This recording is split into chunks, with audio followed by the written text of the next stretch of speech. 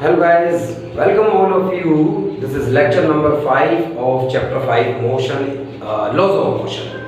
और आज के लेक्चर में मैं आपके सामने क्वेश्चंस को डिस्कस करने वाला हूँ जिसमें पुली से रिलेटेड क्वेश्चंस होंगे, नेट फोर्स के क्वेश्चंस होंगे, एक्सेलरेशन, टेंशन फाइंड आउट करेंगे।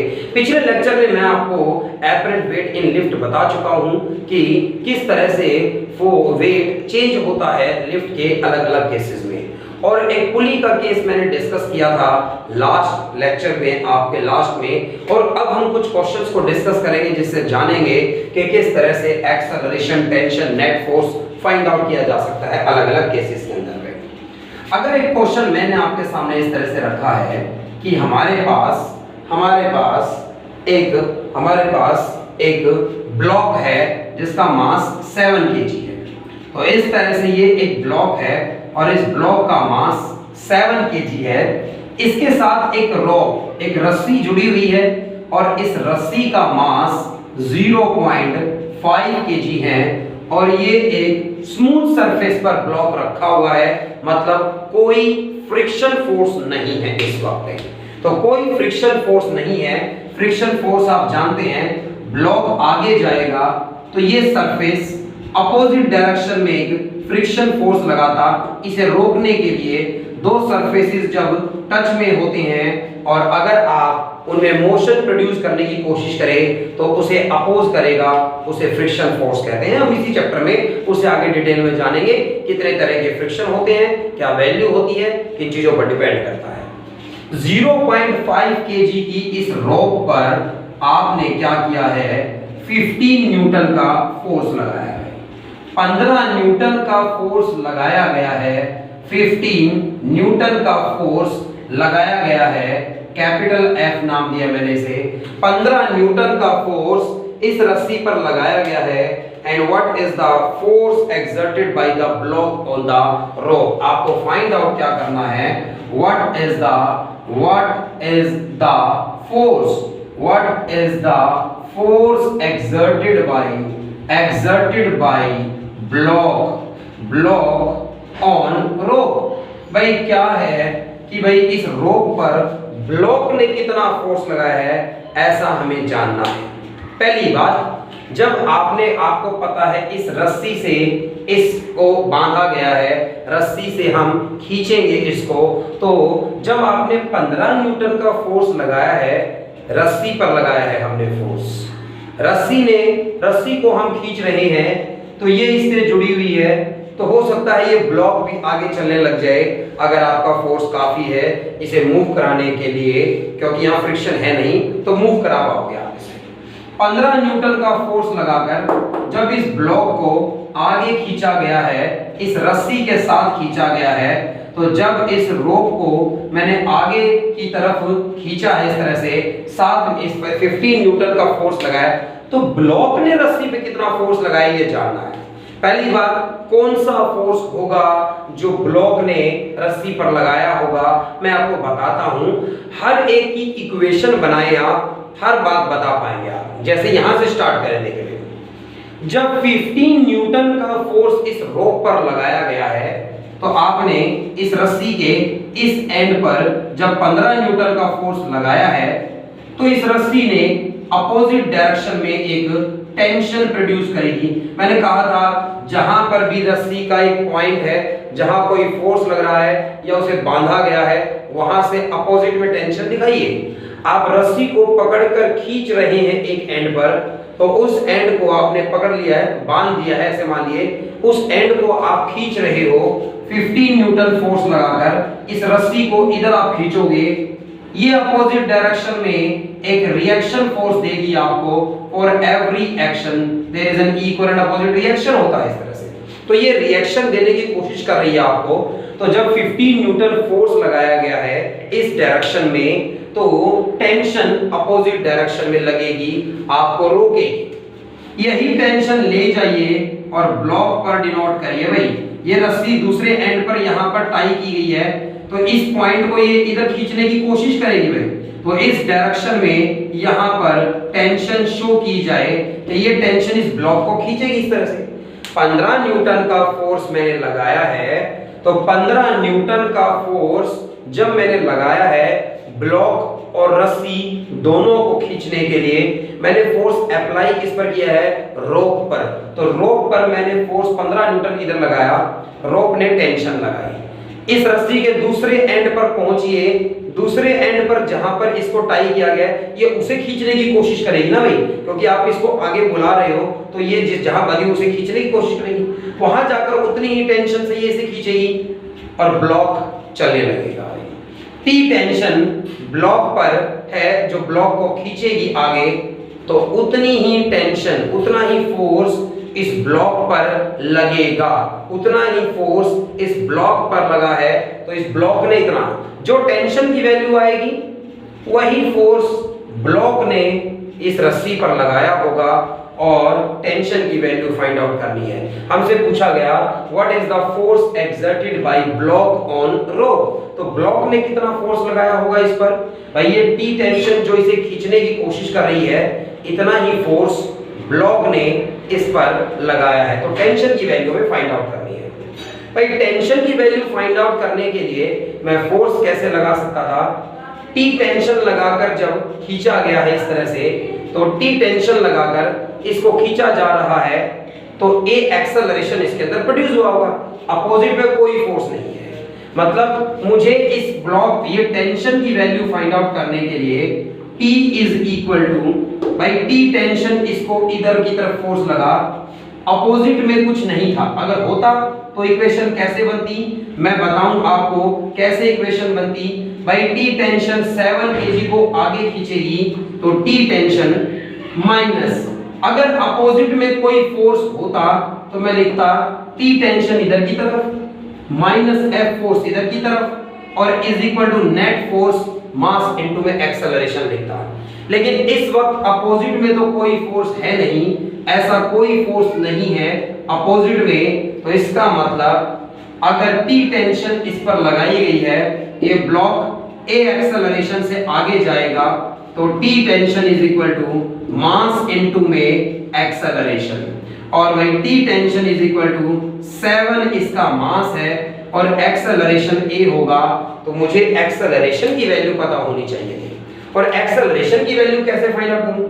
भाई मैंने 15 न्यूटन फोर्स इस पूरे सिस्टम पर लगाया है, मतलब इस 15 न्यूटन फोर्स से मैं इस रॉक और इस ब्लॉक के पूरे सिस्टम को पुल कर रहा हूं, तो मैंने टोटल फोर्स कितना लगाया और टोटल मास कितना था m1 प्लस m2।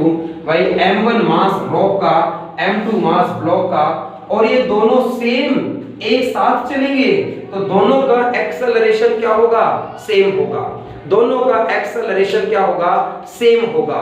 यानी 15 न्यूटन का फोर्स मैंने पूरे सिस्टम पर लगाया है, तो पूरे सिस्टम पर फोर्स लगाकर मैंने जब इसे खींचा है, पुल किया है, तो ये पूरा सिस्टम कुछ ए एक्सेलरेशन से आगे जाएगा। तो ए एक्सेलरेशन से आगे जाएगा, वो एक्सेलरेशन कितना होगा? 15 न्यूटन फोर्स लगाया है, 7 किलो का ये है, रस्सी 0.5 है, 7 प्लस 0.5 और एक्सेलरेशन कितना होगा? तो भाई 15 के डिवाइड में 7.5 आया, acceleration 2 metre per second square आया। 2 मीटर पर सेकंड स्क्वायर के एक्सेलरेशन से ये पूरा सिस्टम आगे जाएगा। 2 मीटर पर सेकंड स्क्वायर के एक्सेलरेशन से ये पूरा सिस्टम आगे जाएगा।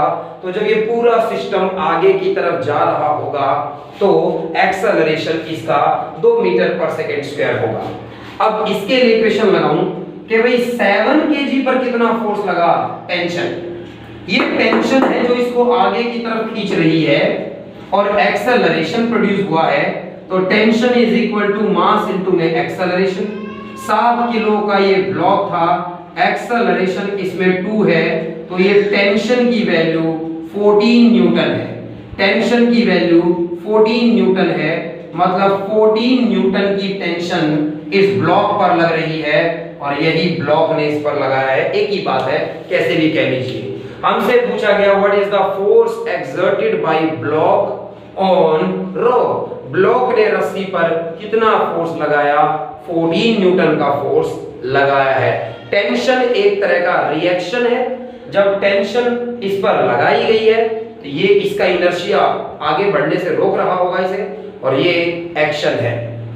तो टेंशन की वैल्यू डिपेंड करती है इस बात पर कि किसे खींचा जा रहा है, ब्लॉक कैसा था। अभी आगे के क्वेश्चंस में और जानेंगे। तो नेट फोर्स की बात से आपको ये समझ में आए 15 न्यूटन का फोर्स पूरे सिस्टम पर लगाया गया था, तो मैंने पूरे सिस्टम पर force is equal to mass into acceleration लगाया, तो इस सिस्टम का acceleration 2 metre per second square आया। उसके बाद मैंने ब्लॉक के लिए इक्वेशन लगाई, तो मैं नेट फोर्स फाइंड आउट कर पाया। ठीक इसी तरह से अगर क्वेश्चन आपको ये कहा जाए, एक क्वेश्चन ये है कि 2 ब्लॉक्स हैं मेरे पास, एक ये बड़ा ब्लॉक है और एक ये छोटा ब्लॉक है इस तरह से। तो ये 2 ब्लॉक्स इस तरह से मेरे पास हैं, एक का मास m1 है, एक का मास m2 है, और ये एक फ्रिक्शनलेस सरफेस पर रखे हुए हैं जहां कोई फ्रिक्शन नहीं है। और मैंने कुछ F फोर्स इस ब्लॉक पर इस डायरेक्शन में लगाया। तो कुछ F फोर्स मैंने इस ब्लॉक पर इस डायरेक्शन में लगाया है इस तरह से।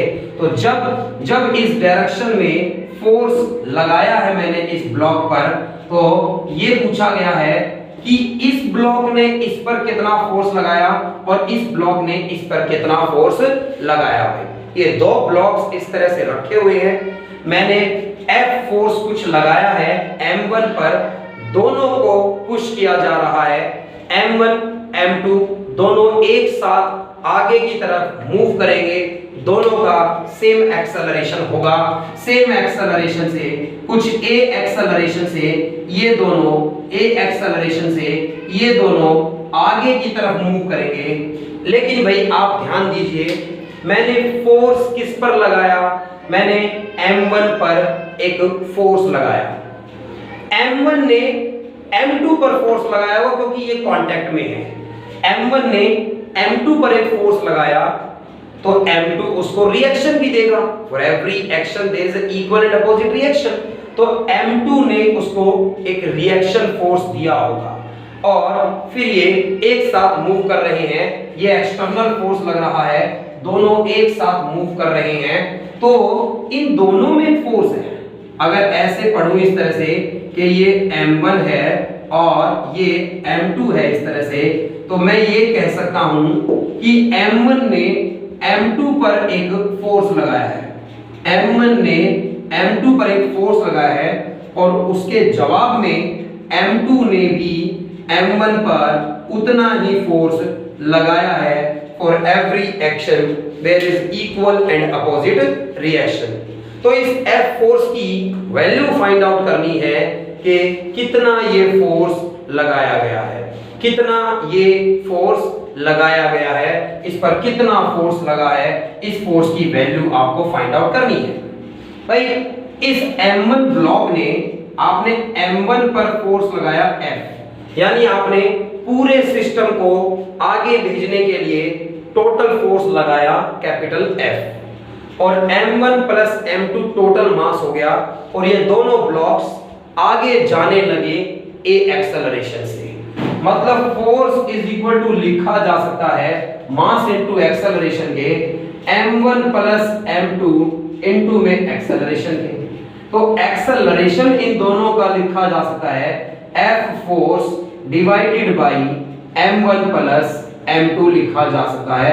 इतने एक्सेलरेशन से ये दोनों ब्लॉक्स आगे की तरफ जाएंगे, इतने एक्सेलरेशन से ये दोनों ब्लॉक्स आगे की तरफ जाएंगे। और ध्यान दीजिएगा, M1 पर एक फोर्स लगाया मैंने कैपिटल F, इससे ये M1 पर फोर्स लगाया, M2 पर इसने कितना फोर्स लगाया स्मॉल f।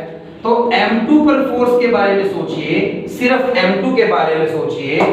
M2 पर M1 ने कोई F फोर्स लगाया है, और इस फोर्स के कारण ये A एक्सेलरेशन से आगे जाने लगा है। तो M2 पर M1 ने कितना फोर्स लगाया, F स्मॉल f फोर्स लगाया है, m2 पर स्मॉल f फोर्स लगाया है, मास उसका m2 है और a एक्सेलरेशन से वो मूव कर रहा है, तो मैंने इसके लिए नेट फोर्स की इक्वेशन लगाई है। दूसरा ब्लॉक m2 जो था उस पर m1 ने एक फोर्स लगाया है, पुश किया है, और m2 ब्लॉक a एक्सेलरेशन से चलने लगा आगे, तो force is equal to mass into acceleration लिखा जा सकता था। एक्सेलरेशन की वैल्यू कुछ ऐसी पुट की जा सकती है, यानी F अपॉन में m1 प्लस m2 एक्सेलरेशन है और m2 यहाँ पर मास था जिस पर मैं बात कर रहा हूँ। इतना फोर्स m1 ने m2 पर लगाया है, तो m2 ने भी m1 पर इतना ही लगाया है मगर अपोजिट डायरेक्शन में। तो ये इस फोर्स की वैल्यू जो हमसे इस क्वेश्चन में पूछी गई थी, कितना फोर्स m1 m2 पर लगा रहा है, m2 m1 पर। जिस पर फोर्स देखना है आपको, उसके लिए नेट फोर्स की एक इक्वेशन बनानी है कि इस पर ये फोर्स लग रहा है, इसका मास इतना है, इसमें इतना एक्सेलरेशन होगा, और वो इक्वेशन लगने से आपका सही जवाब आएगा यहाँ पर।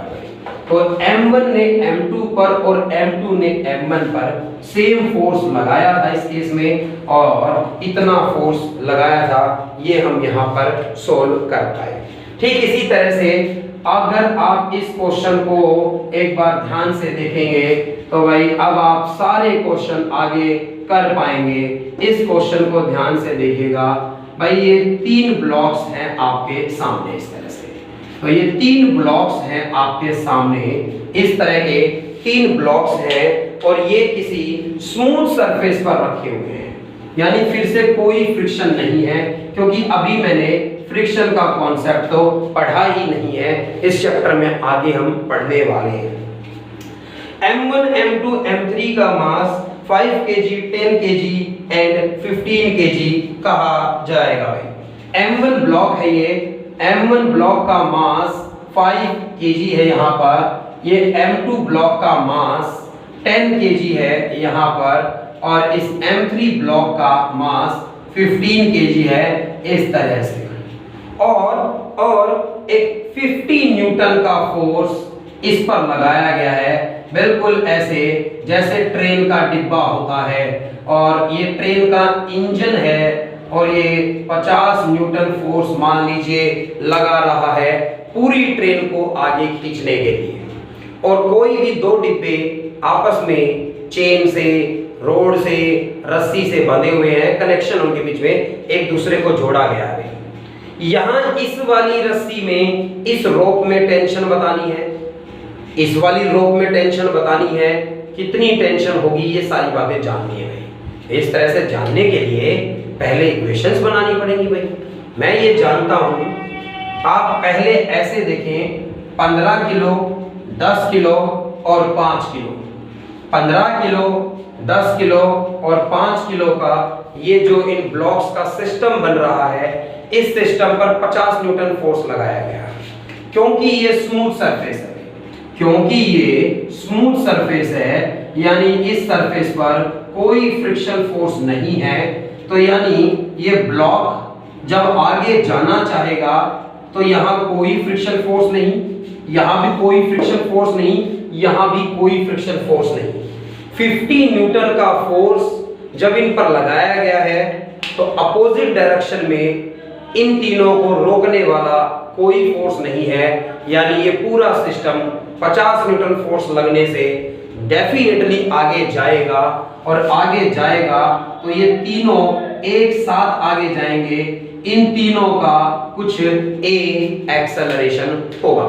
कितना होगा एक्सेलरेशन वो फाइंड आउट कर ले अगर पहले, तो भाई टोटल 50 न्यूटन का एक फोर्स लगाया है भाई, m1 मास, m2 मास, m3 मास, इन तीनों को मिलाकर ये सिस्टम है, और इनका कुछ a एक्सेलरेशन है।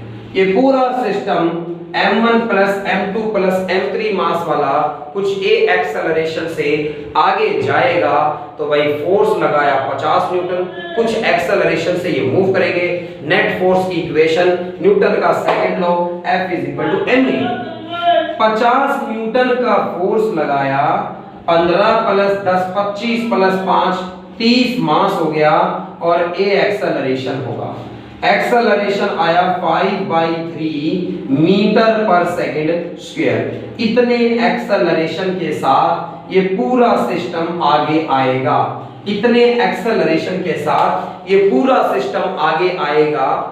तो इस रस्सी में टेंशन कितनी होगी, इस रस्सी में टेंशन कितनी होगी, ऐसा पूछा गया है आपसे। ऐसा अगर आपसे पूछा गया है 50 न्यूटन का फोर्स मैंने इस डायरेक्शन में लगाया और इस M3 ब्लॉक को 50 न्यूटन से आगे मैंने पुल किया, आगे की तरफ इसे खींचा है, पुल किया है मैंने इसे, तो भाई ये रस्सी जो इससे बंधी हुई है, क्योंकि ये पीछे भी बंधी हुई है इससे, तो ये इसमें रोकेगी, इसको, इस ब्लॉक को आगे जाने से रोकना चाहेगी, एक टेंशन लगाएगी। इस रस्सी में जो टेंशन इस एंड पर दिखा रहा हूं, यहां जहां पर इसे बांधा गया है इस डायरेक्शन में दिखाइए, यही तो वो टेंशन है जो इस दूसरे ब्लॉक को खींचने के लिए काम करेगी। उसके बाद यहां से ये ब्लॉक को, ये टी टेंशन आगे खींचेगी M2 को, तो एक और रस्सी है जो इस ब्लॉक से बंधी हुई है, तो यहां इस रस्सी में इस डायरेक्शन में एक टेंशन होगी जो इसे रोकेगी, और यही टेंशन होगी जो इस डायरेक्शन में यहां पर ले जाकर इस M1 ब्लॉक को खींचना चाहेगी। भाई ये रस्सी अलग है और ये रस्सी अलग है, ये यहां पर है, ये दूसरी जगह पर है, तो टेंशन अलग अलग होनी चाहिए। मान लीजिए इसको मैंने T2 टेंशन नाम दे दिया, या M3 है ना ये, तो इसलिए मैंने T3 नाम दिया है, तो ये T3 है, ये T2 है अगर, तो ये T2 टेंशन है। तो भाई दो अलग अलग रस्सी हैं तो दो अलग अलग टेंशन। क्यों? टेंशन किस पर डिपेंड करती है कि रस्सी किसको खींच रही है। ये रस्सी किसको खींचेगी? सिर्फ इस ब्लॉक को खींचेगी, जबकि ये वाली रस्सी किसको खींच रही है? इसको और इसको, दोनों को खींच रही है, इसलिए टेंशन की वैल्यू अलग अलग आएगी दोनों केस में। भाई पूरा सिस्टम ए एक्सेलरेशन से आगे जा रहा है, तीनों ब्लॉक्स का एक्सेलरेशन सेम है, एक साथ ही तो जाएंगे। ऐसा थोड़ी होगा ट्रेन का एक डिब्बा पीछे रह गया, एक आगे चला गया ना, एक साथ जा रहे हैं, पूरी ट्रेन का एक्सेलरेशन सेम होगा, टेंशन अलग अलग होंगी। भाई इंजन तो सारे डब्बों को खींच रहा है, दूसरा डिब्बा इंजन को नहीं खींच रहा, दूसरा डिब्बा अपने से पीछे वालों को खींच रहा है, तीसरा डिब्बा अपने से पीछे वालों को खींच रहा है। तो ऐसे टेंशन अलग अलग होंगी, कहीं दो बॉगीज के बीच में बात करूं, लेकिन एक्सेलरेशन सभी का सेम है। सेम एक्सेलरेशन से ये पूरा सिस्टम आगे गया है, और वो एक्सेलरेशन आया, टोटल फोर्स कितना लगाया, टोटल सिस्टम का मास कितना है, और भाई net force is equal to mass into acceleration. अब ऐसे बात की जा सकती है कि इसके लिए सोचते हैं, पहले सिर्फ इस ब्लॉक की बात करता हूं। इस ब्लॉक पर 50 न्यूटन का एक फोर्स आगे लगाया गया जो इसे खींचना चाहता है, इस ब्लॉक पर 50 न्यूटन आगे खींच रहा है, माइनस ये टेंशन इसे रोक रही है, नेट फोर्स कितना होगा फिर इस ब्लॉक पर, नेट फोर्स कितना, इस पूरे सिस्टम पर नेट फोर्स 50 है, क्योंकि इस 50 को ओवरऑल कोई नहीं रोक रहा, कोई फ्रिक्शन नहीं, कोई अपोजिट में नहीं, लेकिन सिर्फ इस अकेले ब्लॉक की बात करूं तो 50 न्यूटन इसे आगे खींच रहा है, तो ये टेंशन अपोजिट में इसे रोक रही है। नेट फोर्स क्या होगा भाई? अपोजिट पे फोर्स है तो माइनस करूंगा, 50 minus T3 tension is equal to, दो फोर्स लग रहे थे, इज इक्वल टू इसका मास इनटू इसका एक्सेलरेशन, M3 मास इसका और इसका एक्सेलरेशन, क्योंकि इसके लिए नेट फोर्स लिखा भी मैंने 50 न्यूटन माइनस अपोजिट में tension is equal to mass into acceleration, और तो भाई 50 न्यूटन इस पर फोर्स माइनस टेंशन की वैल्यू निकालनी है, इसका मास 15 किलो है, एक्सेलरेशन की वैल्यू 5/3 आई थी हमारी, ये 5/3 आई थी एक्सेलरेशन, 3 5 जा 15 होगा, 5 5 जा 25 होगा, 50 minus T3 is equal to 25 है, तो T3 टेंशन की वैल्यू 25 न्यूटन आएगी सबट्रैक्ट करने के बाद। तो भाई 25 न्यूटन टेंशन है यहाँ इस रोप में, टेंशन की वैल्यू कितनी है? 25 न्यूटन है। ये वैल्यू निकालनी है तो दो तरीके हैं, आप इस ब्लॉक के लिए इक्वेशन लगा सकते हैं कि T3 टेंशन इसे आगे खींच रही है, T2 टेंशन अपोजिट में इसे रोक रही है। इसके लिए लग सकती है T3 टेंशन माइनस में T2 टेंशन, इसका मास 10 किलो इनटू में इसका एक्सेलरेशन T3 पता है T2 आ जाएगी। या फिर मैं इस ब्लॉक के लिए लगा देता हूं, कैलकुलेशंस ज्यादा आसान होंगी क्योंकि इसमें एक ही फोर्स लग रहा है। भाई इस M1 ब्लॉक पर T2 ये फोर्स लग रहा है, T2 टेंशन आगे लग रही है, T2 फोर्स अपोजिट में कोई नहीं, कोई माइनस नहीं किया, इज इक्वल टू इसका मास इनटू में इसका acceleration. T2 is equal to इसका मास 5 गुणा में इसका एक्सेलरेशन 5/3, हेंस भाई T2 टेंशन की वैल्यू 25/3 न्यूटन आ गई है। और अगर ये वैल्यू आप इस वाले से निकालते तो भी सेम आती। मैं करके दिखा देता हूं आपको कि अगर आपको इस सेकंड वाले के लिए इक्वेशन लगानी पड़ जाए तो कैसे लगाते आप। सेकंड वाले पर इधर की तरफ फोर्स है T3, माइनस में अपोजिट में फोर्स है T2, इसका मास M2 इनटू एक्सेलरेशन। ये 25 आई है T3 की वैल्यू, T2 फाइंड आउट करनी है, मास इसका 10 है, एक्सेलरेशन 5/3 है। Hence T2 is equal to, ये इधर गया ये इधर आए, 25 माइनस 50/3, 375 कर देगा, 75 में से 50 गया 25/3 न्यूटन भाई। एक बार फिर उतनी वैल्यू आई भाई। तो नेट फोर्स की इक्वेशन बनाए और नेट फोर्स की इक्वेशन बनाकर आपको पता चलेगा, नेट फोर्स की इक्वेशन बनाकर आपको पता चलेगा कि क्या टेंशन है या क्या एक्सेलरेशन है, इस तरह के क्वेश्चंस में भाई।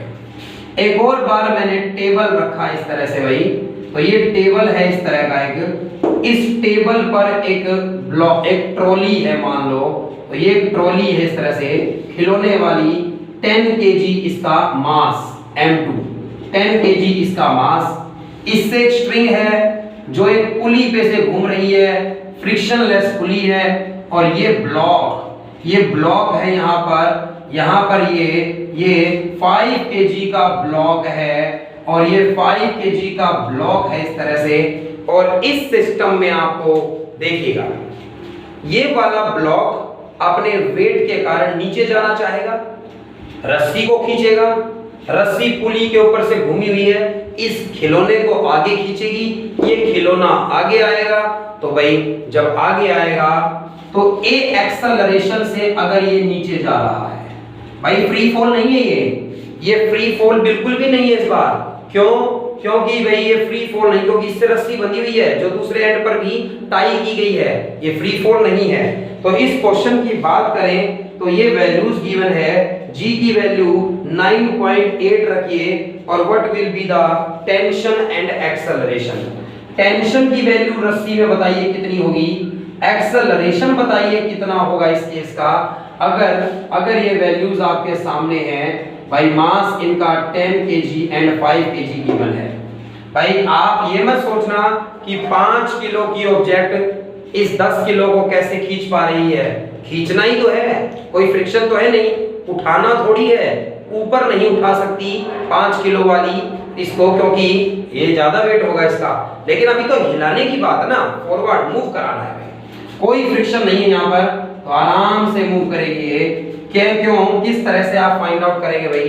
पहली बात तो ये है कि इस तरह के क्वेश्चन में इस रस्सी में टेंशन बतानी है और एक्सेलरेशन कैसा भाई। 9.8 अगर G की वैल्यू लेने के लिए कहा गया है तो मैं आपको बता दूं 5 किलो का ये ब्लॉक, इसका वेट होगा W इसका वेट है, जिसे मास इनटू में acceleration due to gravity mg लिखा जा सकता है। मास इसका अगर 5 न्यूटन है, मास इसका 5 kg है, G की वैल्यू अगर 9.8 है तो भाई 5 8 जा 40 और 5 9 जा 49 न्यूटन में 49 न्यूटन क्या आया, इसका वेट आया है। इस ब्लॉक ने 49 न्यूटन का नीचे की तरफ क्या लगाया, फोर्स। अगर ऐसा करेगा तो इस रस्सी में अपोजिट डायरेक्शन में क्या लगेगी, टेंशन। भाई जहां पर रस्सी बांधी गई है उससे अपोजिट में एरो दिखा दीजिए कि भाई ऊपर की तरफ क्या लगेगी, टेंशन। तो टेंशन हमेशा जिस पॉइंट पर टाई किया गया है उससे अपोजिट दिखानी है। ब्लॉक का वेट है 49 न्यूटन, नीचे फोर्स लगाएगा ये वेट के कारण, अपोजिट में एक टेंशन, रस्सी पर चलते जाइए, फ्रिक्शनलेस पुली है ये, यानी इस डायरेक्शन में जब आओगे तो यही रस्सी इतनी ही टेंशन लगाकर इस गाड़ी को आगे की तरफ खींचेगी। क्योंकि अपोजिट में कोई रोकने वाला नहीं है तो ये टी टेंशन इसे आगे खींचेगी, तो ये ए एक्सेलरेशन से आगे जाएगी। ए एक्सेलरेशन से अगर ये ब्लॉक नीचे जाएगा तो उतने ही एक्सेलरेशन से ये गाड़ी आगे जाएगी और ये पूरा सिस्टम ऐसे मूव करेगा। तो एक्सेलरेशन कितना होगा और टेंशन कितनी होगी, कोई फॉर्मूले नहीं है भाई। नेट फोर्स की इक्वेशन बनाएं और आंसर फाइंड आउट करें। मैंने कैसे किया भाई, इस ब्लॉक की बात करता हूं, इस ब्लॉक पर नीचे की तरफ mg लगा 49 न्यूटन का माइनस, अपोजिट में इसे रोकने की कोशिश करती है टेंशन, पर रोक नहीं पाई क्योंकि ये काफी नहीं थी, ये फ्री नहीं था, यहां पर बंधा नहीं था। और भाई इसका मास इनटू में एक्सेलरेशन, तो भाई m1 मास इनटू में इसका एक्सेलरेशन, 49 न्यूटन नीचे लगा, अपोजिट में टेंशन ने रोकने की कोशिश करी और भाई 5 किलो का ये ब्लॉक था, मास इनटू में एक्सेलरेशन, इक्वेशन नंबर 1 बन गई भाई। सिर्फ इक्वेशन बनाने के लिए, न्यूटन की इक्वेशन, न्यूटन के लॉज को पढ़ने के लिए हम इस तरह के फोर्सेस लिखते हैं। अदरवाइज तो सीधी सी बात है, इसका जितना वेट है वही फोर्स है इस पूरे सिस्टम पर और एक बार में भी सॉल्व हो सकता है। लेकिन फिलहाल आप तरीके से चलें कि भाई इस पर 49 न्यूटन फोर्स इसके वेट के कारण, अपोजिट में एक टेंशन लगी, यही टेंशन इसे जाकर खींचेगी, ये ए एक्सेलरेशन से नीचे जाएगा तो ये ए एक्सेलरेशन से आगे आएगी। इस पर इक्वेशन बनी 49 minus tension is equal to इसका मास इनटू इसका एक्सेलरेशन। एक इक्वेशन इस पर आती है, टी टेंशन इसको आगे की तरफ बुला रही है, टी टेंशन इसको आगे की तरफ बुला रही है, तो टी टेंशन इसको आगे बुला रही है, तो टी टेंशन इस पर फोर्स लगा, अपोजिट में कोई नहीं है तो माइनस मैंने कुछ नहीं किया, इसका मास इनटू में इसका एक्सेलरेशन, तो T tension is equal to बराबर, इसका मास है 10 kg, एक्सेलरेशन इसमें a है, ये इक्वेशन नंबर 2 कहलाई इस तरह से। और ये टेंशन की वैल्यू अगर उठाकर यहां रख दी जाए तो 49 में से माइनस करूं, टी टेंशन की वैल्यू 10a रख दी जाए बराबर 5 इनटू में a, बराबर 5 इनटू में a है। अगर ऐसे लिखा जा सकता है तो 10 उधर जाकर प्लस होगा, 49 इज इक्वल टू बराबर 15a होगा और भाई acceleration is equal to 49 upon में 15 होगा, 15 3 जा 45 और 4 बचेगा और 15 2 जा 30, फिर 100 बचेगा, 56 जा 90, तो मीटर पर सेकंड स्क्वायर में 3.26 समथिंग का ये एक्सेलरेशन प्रोड्यूस होगा। एक्सेलरेशन की वैल्यू किसी भी एक इक्वेशन रख दीजिए, मैं सेकंड में रख देता हूं, टेंशन की वैल्यू बाय 10 मल्टीप्लाई में एक्सेलरेशन की वैल्यू 49 बाई 15 आई है, ये पुट कर दी जाए तो 10 5 2 जा 10, 5 3 जा 15 और ये 98 बाई 3 यानी 3 3 जा 9, 3 2 जा 6, 3 6 जा समथिंग न्यूटन में 32.6 न्यूटन इसमें टेंशन रही होगी। ऐसे मैं फाइंड आउट कर पाया हूं इस बात को। तो ये बात आपको क्लियर रहे कि किस तरह से आपको नेट फोर्स की इक्वेशन बनानी है और इक्वेशन बनाकर ये क्वेश्चंस आपको इस तरह से सोल्व करने हैं। तो इस तरह की इक्वेशंस बनानी है आपको और इक्वेशंस बनाकर ये क्वेश्चंस आपको सोल्व करने हैं। मैं एक और क्वेश्चन की बात करूंगा, आपके सामने, और आज के असाइनमेंट में, आज के होमवर्क में आपको बहुत सारे ऐसे क्वेश्चंस मिलेंगे जिसमें आपको डिस्कस करना है, जिसमें आपको जानना है कि क्या फाइंड आउट करा, क्या आपको समझ में आया। कल की क्लास लाइव क्लास रहेगी, मैं उस क्लास में डिस्कस करूंगा आपसे कि कौन सा क्वेश्चन किया आपने, कहाँ प्रॉब्लम आई, मैं सारे क्वेश्चंस आपके कल लाइव क्लास में फिर डिस्कस करूंगा जिसमें भी आपको डाउट्स आए होंगे। तो एक और क्वेश्चन की बात करते हैं भाई, मैंने कहा 30 kg एंड 50 kg के दो ब्लॉक्स में, 30 kg एंड 50, ये 30 kg का ब्लॉक है और एक रस्सी की मदद से ये एक 50 kg के साथ भी बांधा गया है। तो 30 kg एंड 50 kg के ये दो ब्लॉक्स हैं और आपसे ये पूछा गया है अगर मैं 200 न्यूटन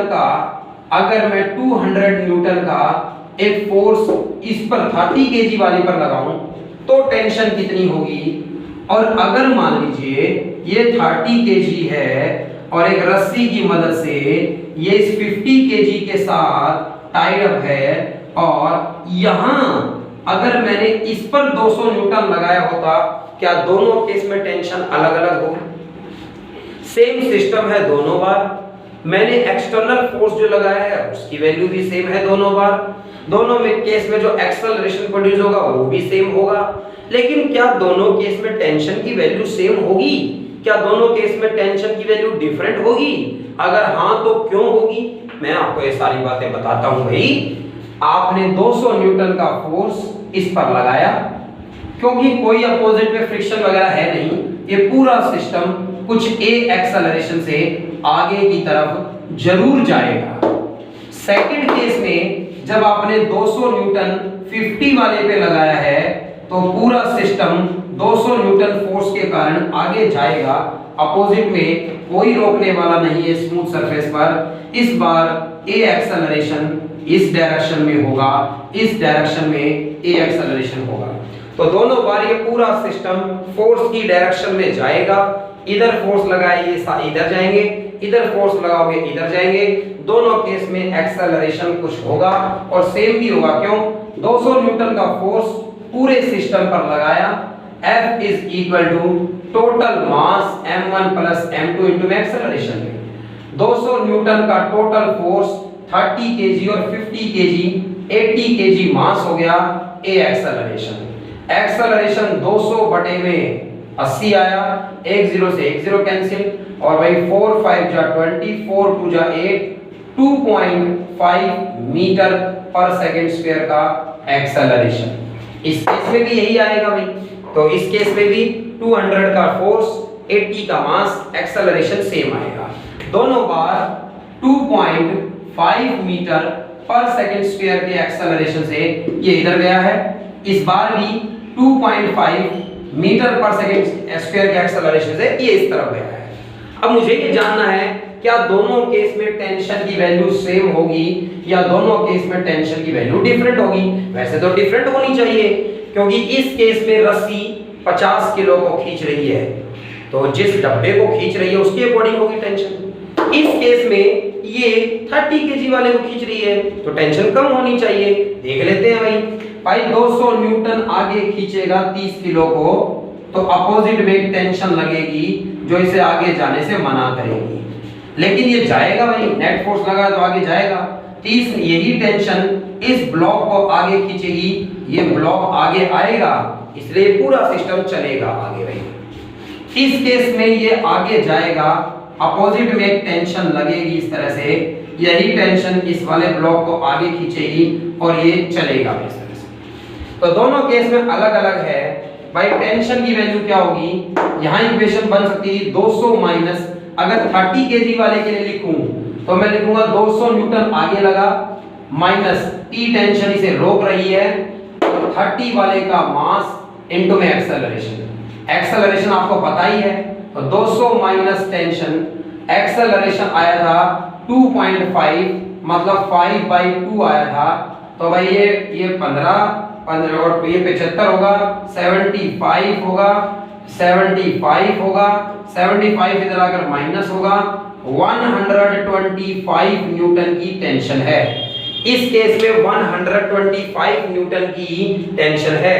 अगर मैं इस पर डायरेक्ट फॉर्मूला लगा दूं, टेंशन आगे खींच रही थी, अपोजिट में कोई नहीं था, इसके लिए t is equal to mass इसका 50, एक्सेलरेशन इसका 2.5 लगा दूं तो भाई इस केस में भी 125 न्यूटन, सीधा आंसर आ गया टेंशन। इस केस में टेंशन क्या होगी भाई, 2.5 के एक्सेलरेशन से इधर जाएगा, इसके लिए फॉर्मूला लगा देता हूं डायरेक्ट। टेंशन खींच रही है आगे, इस ब्लॉक को अपोजिट में कोई नहीं रोकने वाला, इसका मास है 30 और 2.5 का एक्सेलरेशन, और ये 75 न्यूटन आई इस केस की एक्सेल टेंशन। चाहे इसके लिए इक्वेशन लगाई तब भी 75 आएगा भाई। इस केस में ये रस्सी जो थी वो 50 वाले को खींचने के लिए टेंशन लगा रही है, तो ज्यादा आई है टेंशन। इसमें ये 30 वाले को खींच रही है, मेन फोर्स तो आपने 50 पे लगाया, तो भाई टेंशन एक तरह का रिएक्शन है, किस पर फोर्स लगाया गया है उस पर डिपेंड करता है टेंशन कितनी होगी। तो भाई दोनों केस में टेंशन डेफिनेटली अलग अलग होगी, क्योंकि एक में रस्सी 50 वाले को खींच रही है, एक में 30 वाले को खींच रही है। तो ऊपर वाले में 125 न्यूटन टेंशन आई है, नीचे वाले में 75 न्यूटन आई है। टेंशन डिपेंड करती है भाई किस ब्लॉक को खींचा गया है, कितना उसका मास है, तो इन बातों पे टेंशन डिपेंड करती है। तो गाइस कॉन्सेप्ट टेंशन का, एक्सेलरेशन का आपको समझ में आएगा, कैसी इक्वेशन बनानी है। अब बहुत सारे क्वेश्चंस आपको मिलेंगे जिस पर आप अपनी प्रैक्टिस कर पाएंगे और जान पाएंगे कब क्या फाइंड आउट करना है, कैसे फाइंड आउट करना है। कल की लाइव क्लास में मैं डिस्कस करूंगा आपसे इस बारे में कि किस क्वेश्चन में आपको कैसी प्रॉब्लम आई है। Thanks guys.